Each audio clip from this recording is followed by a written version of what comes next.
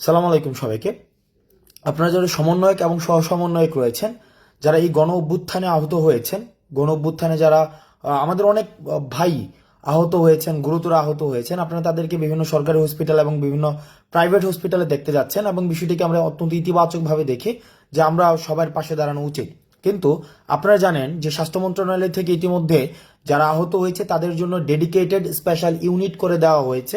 কারণ post operative যেই ধরনের সংক্রামকগুলো ছড়ায় সেই জিনিসগুলো হচ্ছে একজন রোগীর জন্য আরও বেশি প্রবলেমেটিক।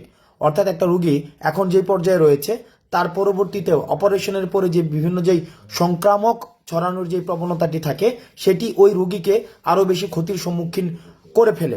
সেই জায়গা থেকে আমরা যারা বিভিন্ন হসপিটালে ভিজিট করতে যাই আমরা যেন সচেতন থাকি, যেন আমরা রোগীর কেবিনে যেন আমরা প্রবেশ না করি। আমরা যারাই যাচ্ছে বিভিন্ন হসপিটালে আপনারা সর্বোচ্চ একজন বা দুজন আপনারা হসপিটালে প্রবেশ করবেন আর বাকিরা বাইরে থাকবেন। আপনারা সবাই দল নিয়ে একযোগে আপনারা যখন হসপিটালে যাবেন তখন চিকিৎসা সেবাটি বিঘ্নিত হয় এবং রোগীর জন্য সেটি ঝুঁকিপূর্ণ এবং সেটি আপনার জন্য ঝুঁকিপূর্ণ এবং যারা চিকিৎসা দিতে যান তাদের জন্য সেটি প্রবলেমেটিক। দুই নাম্বার বিষয়টি হচ্ছে যে আপনারা দেখা যায় কি অনেকগুলো অভিযোগ এসেছে যে আমরা নিজেরা স্বপ্রণোদিত হয়ে ডাক্তারদেরকে ইনস্ট্রাকশন দেই যে এটা কিভাবে করতে হবে, ওইটা কিভাবে করতে হবে, আপনারা এখনই চিকিৎসা করেন, এটা এখনই করে দিতে হবে, চোখের চিকিৎসাটা এখনই করে দিতে হবে। দেখুন, চিকিৎসা বিষয়ে আমার এবং আপনার থেকে নিশ্চয়ই যিনি ডাক্তার রয়েছেন তিনি বেশি অভিজ্ঞ। সুতরাং আপনারা স্বপ্রণোদিত হয়ে কোনো ডাক্তারকে ফোর্সফুলি কোনো ধরনের ট্রিটমেন্ট করবেন না। আপনাদের যদি কোনো পরামর্শ থাকে, আপনাদের যদি কোনো অবজারভেশন থাকে, সেটা পোলাইটলি আপনারা ডাক্তারদেরকে বলবেন এবং যথাযথ কর্তৃপক্ষকে আপনারা পোলাইটলি অ্যাড্রেস করবেন।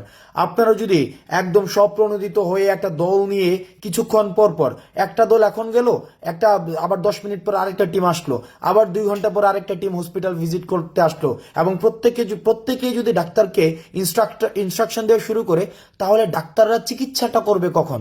সুতরাং হসপিটালে আপনারা প্রথমত হচ্ছে না যাওয়ার চেষ্টা করবেন।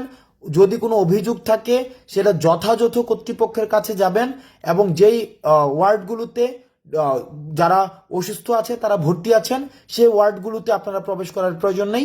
শুধুমাত্র যারা গার্ডিয়ান রয়েছে তারাই প্রবেশ করবেন এবং যারা সমন্বয়ক রয়েছেন, সহ সমন্বয়ক রয়েছেন, আপনাদের প্রতি আহ্বান থাকবে এই চিকিৎসা পদ্ধতিটা, এই চিকিৎসা প্রক্রিয়াটা যেন ডাক্তাররা খুব সুন্দরভাবে পরিচালনা করতে পারে।